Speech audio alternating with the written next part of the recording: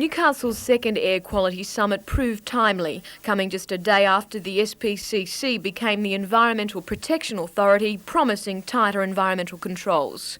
The summit brings together industry, community and government groups in an attempt to identify specific pollution concerns and hopefully develop a regional strategy. As predicted, the major areas of concern are dust pollution in Mayfield, Tighes Hill, Carrington and Stockton, and high lead levels in Boolaroo. While the lead issue dominated the summit, Environment Minister Tim Moore believes Pasminco is doing enough to reduce lead emissions. So far, the major players where we know we have pollution problems in the Hunter have fortunately demonstrated a preparedness to spend time and money addressing those problems. Also raised today the issue of industry self-monitoring. Mr Moore says that will soon change. What we're looking at is whether those monitors should be owned and operated by the EPA, and the cost of running them met by licence fees on industry, but so that the community could have confidence that the monitors weren't being in any way influenced by the nature of the operator. While most agree the Air Quality Summit is a good idea, scepticism abounds about the effectiveness of the new EPA. I just hope that they are genuine and they will continue to go in the right direction, or whether or not, say 12 months from now, they run out of money.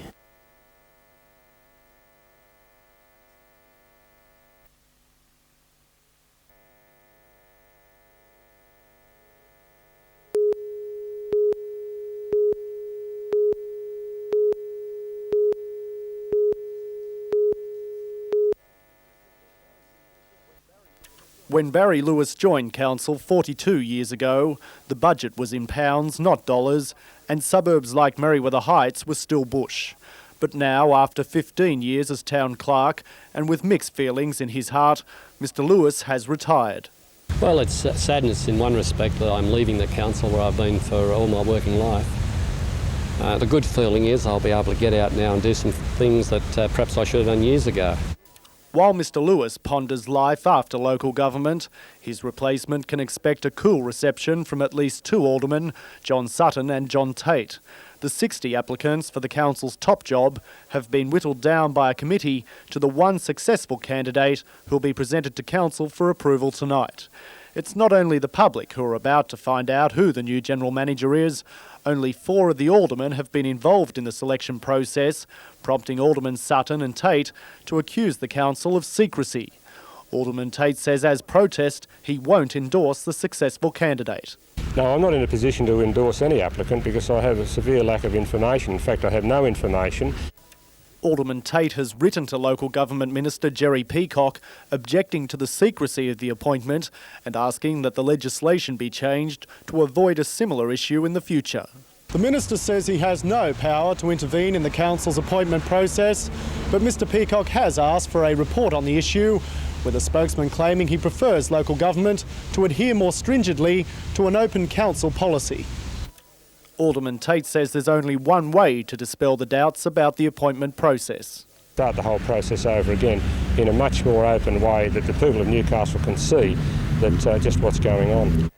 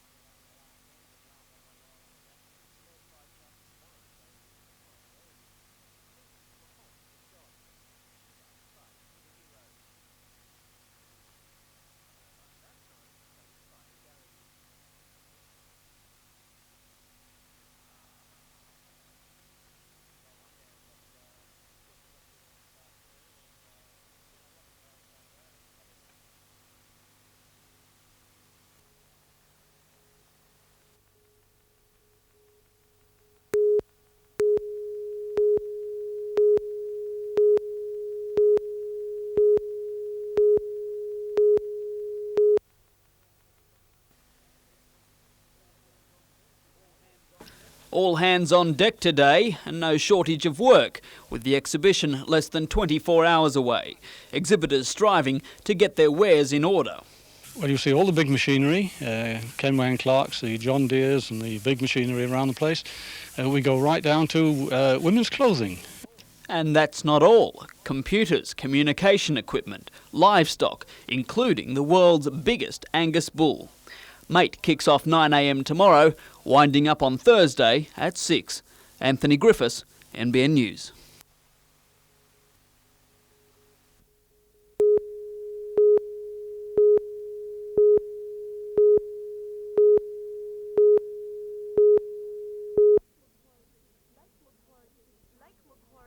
Lake Macquarie City Council has a recycling program, but independent Alderman Greg Piper believes more household refuse can be recycled. The idea is not new, but so far Council has been reluctant to adopt such a program because of the costs involved. Alderman Piper believes the cost could be borne by the ratepayers. He's proposing a $10 to $12 across-the-board environmental levy. We do know that we're looking at in the millions of dollars for a comprehensive project that will handle the waste. With Redhead Tip fast filling up, Council must find an answer to its garbage woes. Alderman Piper says most residents would not object to paying the excess fee. So I believe that people are probably dissatisfied generally with the situation of waste management in the city. But I believe if they know that they're going to be getting a comprehensive package that's going to solve many of the solutions, not just for themselves, for their own personal needs, but also for the city for the long term, I believe they'll be very happy to do that. The proposal is still in its early stages and has been put to Council's Waste Management Committee for examination. They'll work out the feasibility of the plan, the money needed, and whether there is a market for the recycled products.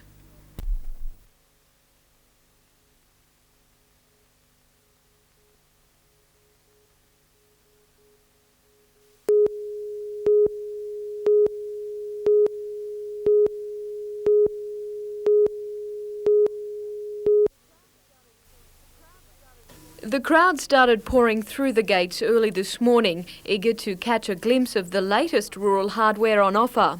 Motorbikes, tractors, generators, chainsaws, all necessary items for the man or woman on the land. Even the youngest were getting into the spirit of things. And for the energy conscious, a solar-powered fence. While the recession has cut deep in northwestern New South Wales, it didn't stop traders exhibiting their wares and doing deals with those interested parties. Well, it's quite easy to have one site with more than $1 million on it and the big machinery, so our estimate is that we've got about $60 million worth of equipment here on the field days this year.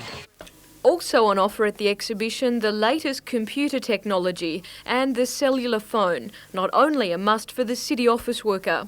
And of course an agricultural expo wouldn't be complete without a sheepdog exhibition.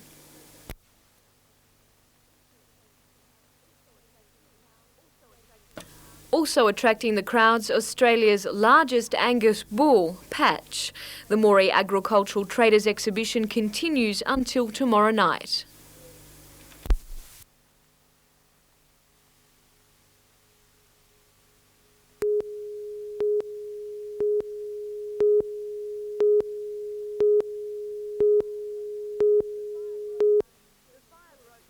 The fire broke out in the first floor of this building at St Joseph's Primary School at about 4 o'clock yesterday. So our secretary her daughter had come to pick her up, and as she passed by she thought, that smoke smells terribly close, and she looked up and saw the smoke billowing from the top ceiling. So she came straight back and rang the fire brigade. Although fire officers acted quickly, one classroom was destroyed and another 2 damaged by heat and smoke. Officers spent today sifting through the remains. They now believe the fire was caused by a candle. It is an accidental fire that was caused by a improperly extinguished candle that was left on a altar table. And this was used in the classroom yesterday? It was used in the classroom yesterday. Lessons for kindergarten through to Year 4 have been disrupted by the blaze. Classes for them should return to normal by Monday.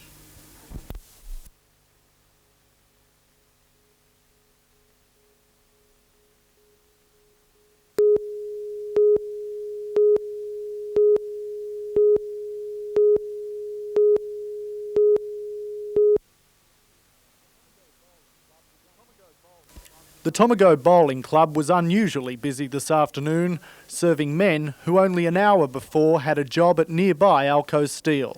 Now they're unemployed. When the foreman came up and said, "Time for you to go, see you later." Well, it's not a real good feeling, but that's how it goes these times, isn't it? So.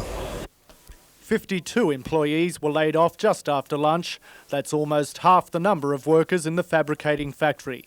Alco management wouldn't be interviewed, but it's believed the company's $30 million worth of contracts at the neighbouring aluminium smelter are almost finished, and more work is hard to come by.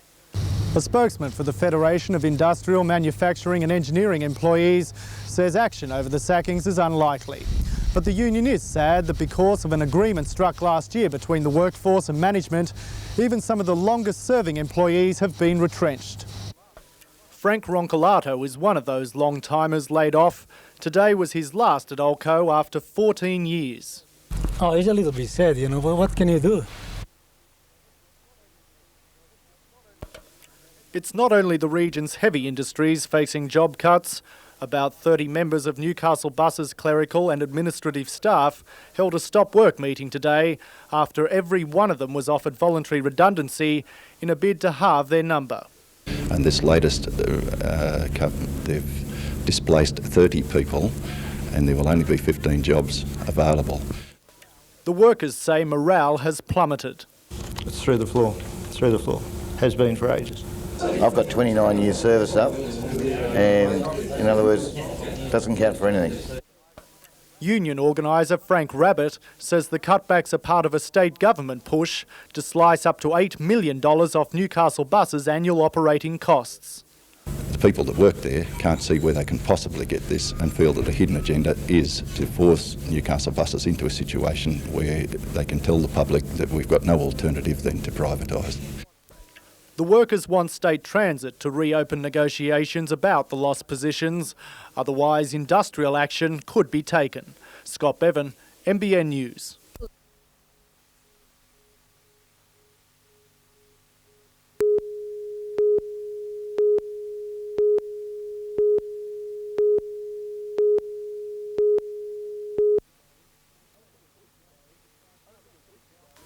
Only a week ago, Newcastle City Council decided against bringing in the lawyers to oppose Hunter Water's proposal to dump 3,000 tonnes of sewage sludge annually in disused mines under Merewether.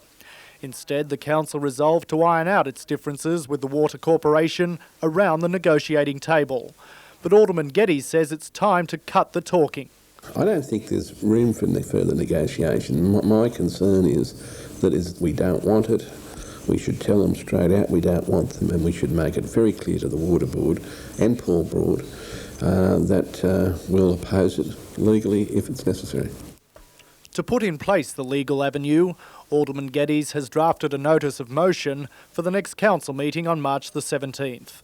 The motion includes that council solicitors be instructed to write to Hunter Water, advising, among other matters, that an environmental impact statement is required for the development, that council convene a special meeting open to the public to discuss the proposal and the legislation that allows it to go ahead, and if Hunter Water proceeds with its plans, the council instructs its solicitor to begin injunctive proceedings seeking orders to restrain dumping until an EIS has been done. We're saying back off, don't do it, and if you do, we're going to come after you. We're going to try and stop you. That's it in a nutshell.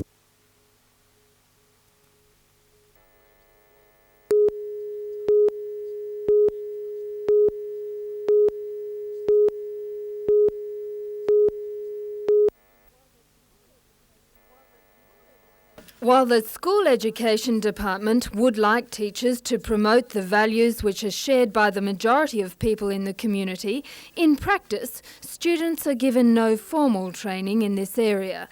Academics Neville Schofield and Terry Lovett from Newcastle University have conducted a study at Thornton Primary School to see if it is possible to formally teach students morals. As well as reading and writing, Tanya Pugh was asked to teach her class a variety of extra topics such as the rights of the individual, respect and responsibility. The children themselves really, I guide the discussion, give them an opportunity to hear other people's point of view, But in the end, they have to make those decisions for themselves. Neville Schofield says the study shows these lessons are valuable for students. It would appear that the formal values training is actually in a very limited way at this point, but we believe it is working and having some positive result.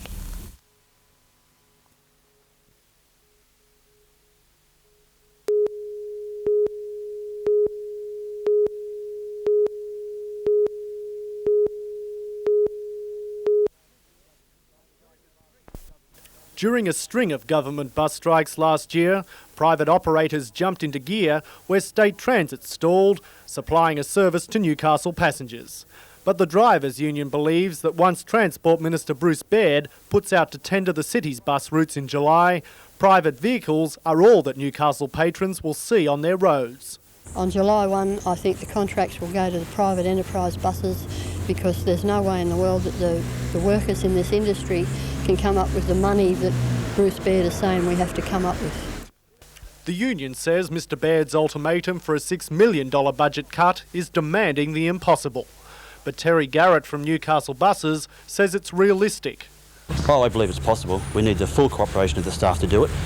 State Transit management, senior management from the Chief Executive down is committed to keeping government buses in Newcastle. The union argues 450 State Transit workers are headed for the dole queue and passengers are going to cop an inferior service. That's not so, says Mr Garrett. The issue here really is not whether Newcastle people will lose their bus service. The buses will still be running. The issue is whether it will be run by private or public purse. State Transit's Chief Executive, John Brew, will be talking to Newcastle Buses employees on Monday about the need for workplace reform. The union says what Mr Brew is likely to be addressing is a stop work meeting. Waiting in the wings are the Hunters private bus companies. Robert Hertogs from the Bus and Coach Association asserts there's been no talk between the government and the operators about privatisation, but Maitland's Blue Ribbon coaches say if the routes are opened in July, they'd consider tendering. Scott Bevan, NBN News.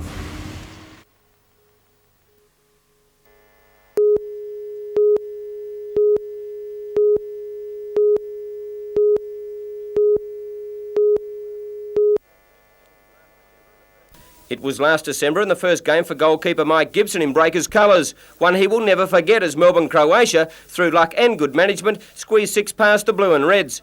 Since then it has been an up and down season for the Breakers, but at times exceptional, sometimes playing better against higher placed teams. I think that's probably the nature of our game so far. The lads have tried to find a level and found it difficult. The level is raised, as you say, when we play the good sides, and it drops back when we play the poor sides, and that's probably the problem with the players this year. First time in the NSL, they don't know what level to play to, so the opposition actually raises and lowers that level for them. With wins over the Socceroos, Marconi, South Melbourne and West Adelaide, the Breakers have proved they can go forward, and that's the message for tonight's match. I'm not going to defend anything. We've got to go out and we've got to win games. Obviously we'll be a little bit guarded in what we do because this side are a very good side both defensively and offensively. But yeah, I'm going to look to go forward. I'm going to get the lads to go out and enjoy themselves. I'm going to tell the lads that they also played against some of these in the Australian squad. They've still got the same 2 arms and 2 legs. Go out there and enjoy yourself.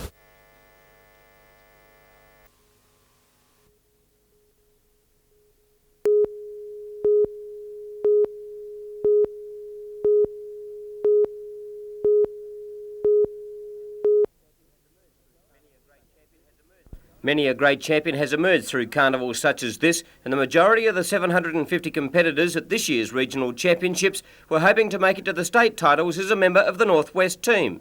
First 2 place getters in each race, in each final, will be included in the North West team, and there is a state qualifying time. If third place is inside that qualifying time, we'll take 3 swimmers for each event. Swimmers from Tenterfield to Walgett down to Dunedoo, Tamworth and the surrounds of Armidale made up the record number of entries, and organisers are predicting success at the state titles. Still swimming, this time at Maitland, where 310 youngsters were having the time of their lives in the Special Olympics Carnival. Like their friends in Armidale, these disabled athletes were also chasing places in a representative team, the Blue of New South Wales, to contest the national titles in Brisbane during July.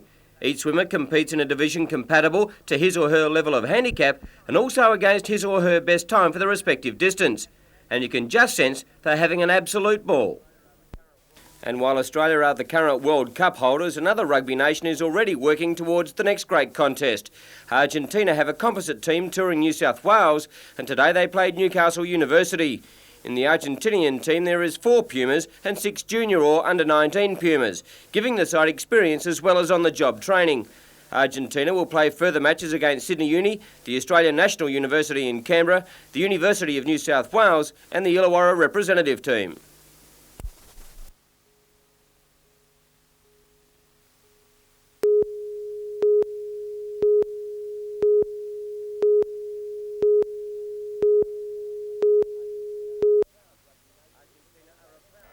Argentina are a proud rugby nation and although less than spectacular in the recent World Cup, have set the wheels in motion to rectify their current international standing.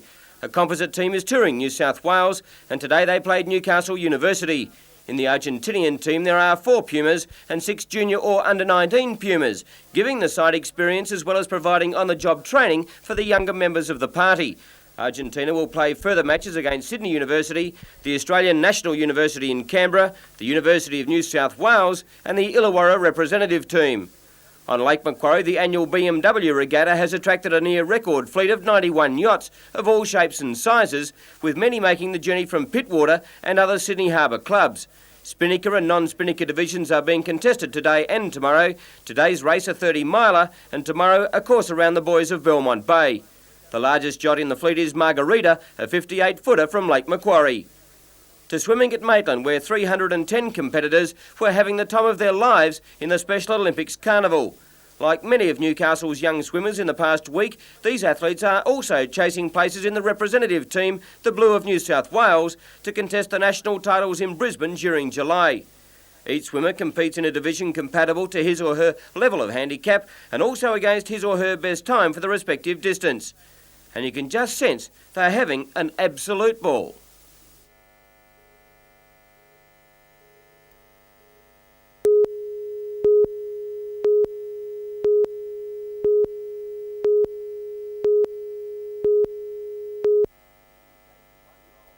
He was 81-year-old Charles Henry Kendrick, who lived alongside the line.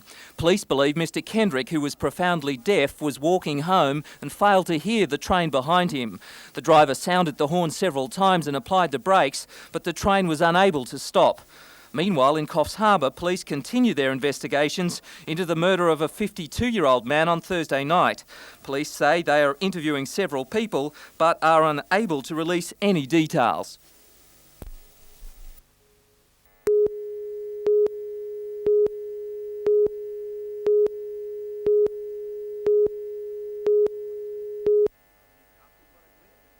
Newcastle got a glimpse of things to come through computer-generated projections of the Honeysuckle redevelopment plan. It's soon to take another trip through the computer's looking glass when a development model for the CBD is completed in May.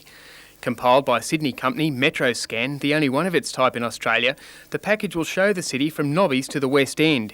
Using data compiled from aerial photographs and building height scans, the computer image will be accurate to within 10 centimetres.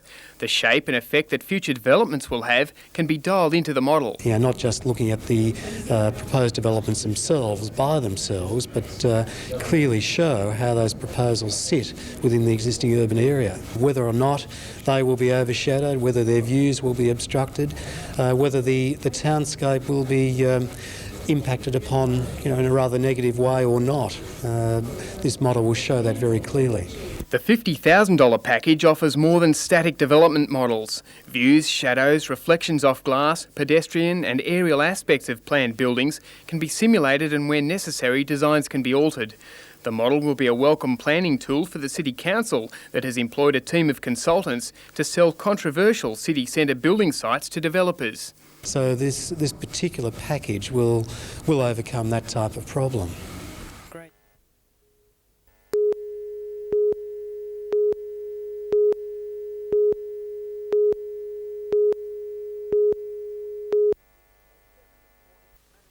At 7 this morning, management broke the news. The Leamington mine near Singleton will be closed within 3 months. 206 jobs on the scrap heap, some of those administrative. Today, the underground pit was deserted. Workers sent home to digest the sour news. The The mine has been on the brink of closure for years. Even as Exxon injected millions of dollars, the mine was recording huge losses. We lost $3 million last year, and cumulatively over the last 10 we've lost $16 million. No longer could the operation be propped up. The costs have risen ahead of our ability to improve productivity, and prices have fallen. The mine opened in 1972. A second pit opened in 1979, shut down 5 years ago for the same reasons. The Mine Workers Federation was not commenting today. Its members called away to a closed meeting in Newcastle. Singleton Shire President Neil McNamara, though, says that while the situation is grim, all is not lost. 2 other companies are gearing up to start underground mining. Saxon Vale mine, which are now going underground, and Mitchell's Flat coming on stream will give those that are retrenched there an opportunity to continue in mining. Those who have lost their jobs can expect a full payout. Meanwhile, Exxon's open cut operation at Leamington will be expanded. The coal company plans to sink $33 million into the mine. It's hoped this will boost export sales by 300,000 tonnes per year. Anthony Griffiths, NBN News.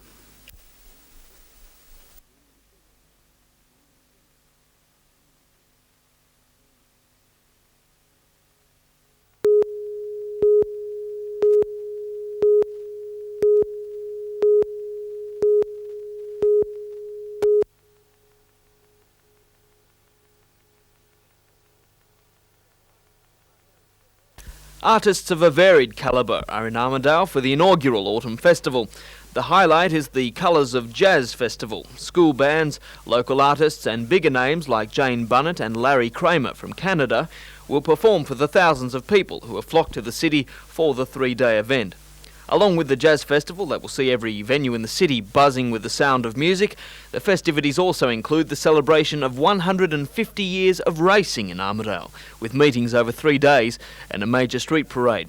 Organisers of the Jazz Festival hope the carnival will continue in future years. The indications are, particularly from Sydney, that if we're prepared to hold this week before the Sydney International Jazz Festival, it will go that way. Community support in the lead-up to celebrations suggests the people of Armidale welcome the chance to have visitors in their city and perhaps put themselves on the jazz music map. Armidale lends itself to jazz. It's a university city. It's an educationally based centre. It has the mall, it has the parklands, and it's an ideal venue, and the jazz musicians all speak so favourably of Armidale.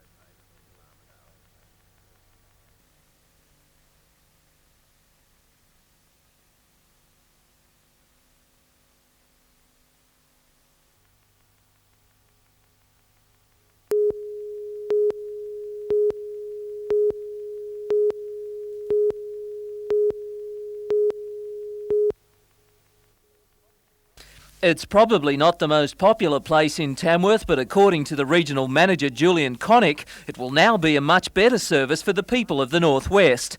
After 20 years in their Peel Street centre, the tax office has moved to the old Department of Social Security building in White Street. We'll be going out into the community itself, dealing with a small business, dealing with the tax agents, and providing them with the highest level of service that we possibly can. $348 million of tax is collected from 100,000 taxpayers by the Tamworth office. Big business in anyone's terms. The new centre will maintain its staff of 13 and also offers complete computerisation of their works.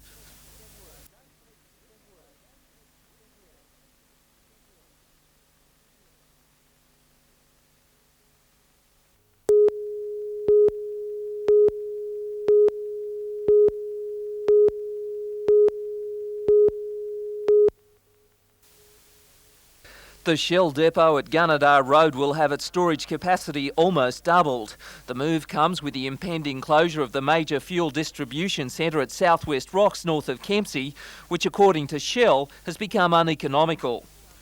Now the company is looking for another outlet to service the north. Work is expected to begin on Goddard's Tamworth depot in the next 4 months. While it is still in the planning stage, it's expected the extra load of fuel will be distributed from Tamworth on the rail network. Administration Manager Peter Goddard said today he was hopeful the expansion could lead to extra jobs in the future. He said the industry was relatively quiet at the moment, but as the farming sector moved from recession, the fuel business would also pick up.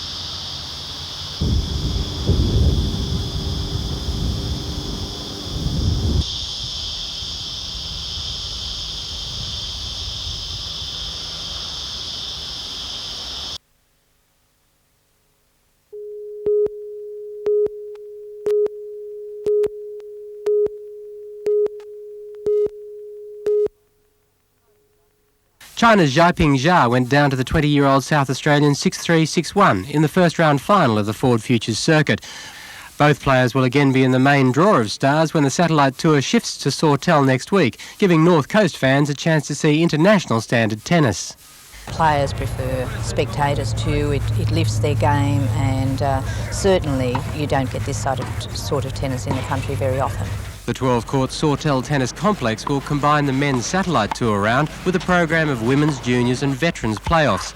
The whole tournament goes under the banner of the 1992 AMP New South Wales Clay Court Championships. We've added these events in at the request of Tennis Australia, and that should provide excellent tennis, and more variety, of course, to the players from this area to enter. Organisers are still taking entries for the women's, juniors and veterans events, which begin on Friday week. Qualifying rounds of the men's satellite tour fixture get underway at Sawtell next Monday. Ian Cameron, NBN News.